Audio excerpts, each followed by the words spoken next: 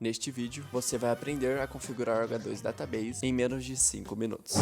Seja muito bem-vindo a este vídeo ao meu canal, meu nome é Gabriel, é um prazer ter você por aqui e bora aprender a usar o H2 Database. Vamos começar pelas dependências. Eu estou usando Maven, mas independente se você estiver usando o Grad, você vai precisar da dependência do H2 Database, que é essa dependência aqui. Também estou com a dependência do JPA, só para facilitar a nossa conexão com o banco de dados. O que a gente vai precisar fazer é ir no nosso Application Properties. A gente vai começar definindo aqui o spring.datasource.url, que é basicamente a URL de conexão do nosso banco. JDBC aqui é o protocolo, H2 é o nosso driver. Mem significa que a gente está criando um banco em memória.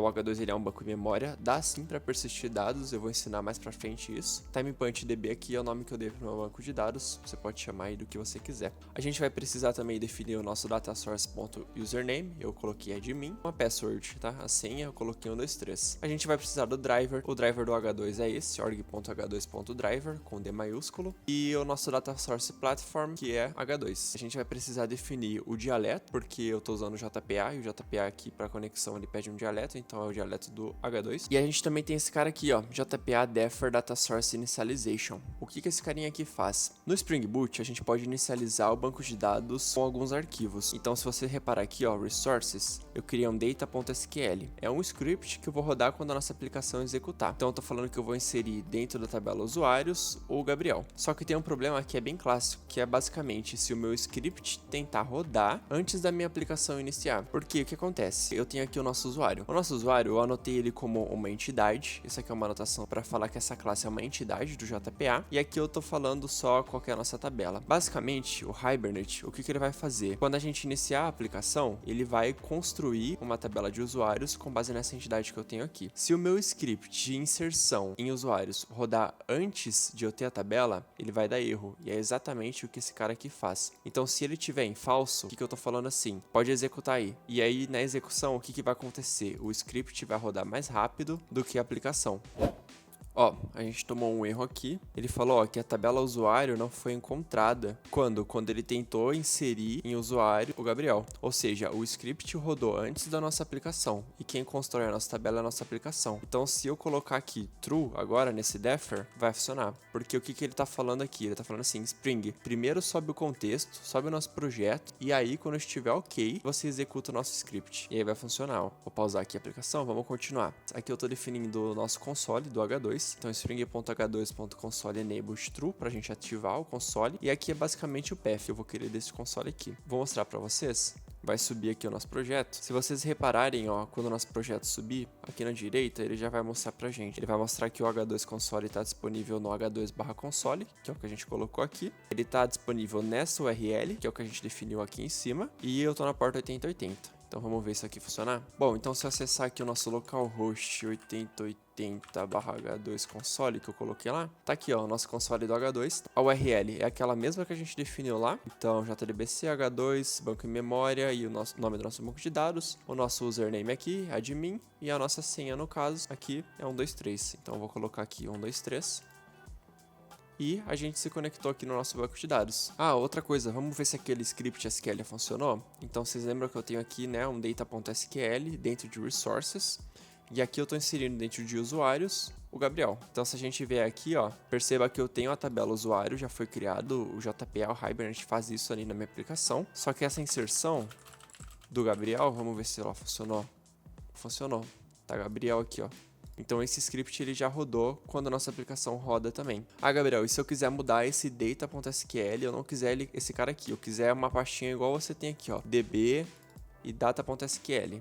Ó, então eu vou apagar esse data.sql daqui do resources e eu quero uma pastinha db, igual você fez aqui, e dentro dela vai ter os nossos scripts. Então aqui, ó, eu vou inserir 3 caras, o Gabriel, o João e a Maria. Como é que a gente faz? Aqui no nosso properties, a gente vai ter esse cara aqui, ó, que eu deixei comentado, que é o Spring SQL Init Mode. A gente vai colocar ele always, para ele sempre inicializar. E aqui a gente vai definir a localização do nosso script. Então, é o nosso class path aqui. Ele vai estar dentro de database. Lembrando que aqui ele pega como root a nossa resources. Então aqui, ó, nesse espaço aqui, que eu coloquei um monte de A, é a nossa resources, essa pasta aqui, ó, da esquerda. Então eu quero dentro da pasta db o arquivo data.sql. Se eu rodar a nossa aplicação agora, ele vai utilizar esse data.sql aqui na nossa aplicação. Então, quando subir a aplicação, vai executar esse script aqui. Então lá eu tenho que ter 3 caras inseridos, o Gabriel, o João e a Maria. Vamos ver?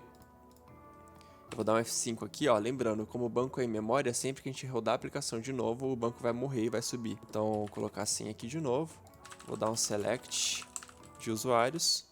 Ó, Gabriel, João e Maria. Funcionou a nossa inserção, beleza? Bom, só mais uma coisa bem legal antes de finalizar. O nosso H2 ele é um banco em memória, certo? Ou seja, vocês viram acontecer aqui. Toda vez que a nossa aplicação morre e sobe de novo, o banco vai morrer e vai subir de novo também. Ou seja, a gente tem que executar os scripts tudo de novo para persistir dado lá. Ah, Gabriel, e se eu quiser de algum jeito persistir esses dados? Tem como? Tem como sim. Basicamente, a gente vai precisar trocar o nosso mem, que é o tipo de armazenamento em memória. Vamos trocar para file. E aqui a gente vai colocar basicamente o lugar onde a gente vai querer que seja salvo. Então eu vou falar que ele vai salvar numa pasta H2 Data e eu vou chamar de demonstração. Só que a gente vai precisar de mais uma coisa. Se eu colocar persistência agora e eu rodar, basicamente a nossa aplicação vai dar erro. Ó, a nossa aplicação deu erro. Isso é porque quando a gente coloca file aqui, significa que vai ficar persistido. Se vocês olharem na esquerda aqui, a gente já tem uma pasta H2 Data, que é igual que eu coloquei aqui, e o demonstração, ó, que ele tem o trace. Como os nossos dados eles vão ser persistidos, a gente vai ter que falar agora pro Hibernate que quando a gente inicializar a aplicação, eu vou querer, por exemplo, dropar as tabelas e criar as tabelas de novo. Vou colocar a anotação aqui embaixo, que é o DDL alto igual update, que eu tô falando basicamente, Hibernate cria ou atualiza as nossas tabelas, né, que a gente tem agora, que elas vão ficar salvas com base nas nossas entidades. E aí a nossa aplicação subiu. Vamos ver aqui no nosso H2 agora. Só tem que lembrar, tá, de trocar o URL. Então a URL aqui, se você quiser saber certinho, é só você pegar aqui, ó, porque ele sempre vai logar para você, ó, JDBC H2 File demonstração, é basicamente o que a gente tem aqui, que a gente trocou, né? O usuário é o mesmo, senha é a mesma, vamos logar. Eu vou selecionar tudo de users aqui. Beleza, a gente tem aqui os nossos 3 usuários, certo? Que a gente inseriu com esse data.sql. Para provar para vocês que o banco está persistindo, o que eu vou fazer? Eu vou executar a aplicação de novo. Ou seja, se o nosso banco de dados persiste, o que vai acontecer? Isso aqui é para estar duplicado no nosso banco de dados agora, porque ele acabou de salvar isso da primeira vez que a gente rodou, executou a aplicação. E como o nosso banco de dados vai ser persistido agora, ele vai executar isso aqui de novo. Então é para basicamente estar duplicado. Eu vou atualizar aqui, ó, vou entrar de novo no nosso banco e vou dar um select tudo from users novamente. Ó, tá tudo duplicado. Se eu rodar isso aqui de novo, mais uma vez, esperar a aplicação executar, é para estar duplicado mais uma vez. Então eu vou atualizar aqui, conectar, selecionar tudo de usuários. Ó, de novo esse cara aqui, beleza? Porque agora o nosso banco de dados está sendo persistido. Se eu voltar para cá, ó, tirar isso aqui tudo e voltar como eu tava, vou até apagar essa pasta aqui que ele gera e rodar a aplicação novamente. Ou seja, a gente está rodando a nossa aplicação agora em memória. Tem que lembrar de trocar lá o URL de novo. Então vamos esperar a nossa aplicação subir. Beleza, nossa aplicação subiu. Coloquei aqui a URL e ó, vamos selecionar tudo de users. Beleza, só uma vez, não está duplicado mais, porque sempre que agora a nossa aplicação ser derrubada e inicializar de novo, o banco de dados também vai fazer isso. Bom, esse aqui foi o vídeo, espero que você tenha conseguido entender como utilizar o H2 Database, espero que você consiga aplicar aí nos seus projetos práticos, espero que eu tenha te ajudado com esse vídeo, dá uma conferida nos outros vídeos que eu tenho no canal também, e é isso, valeu, um forte abraço, te vejo na próxima.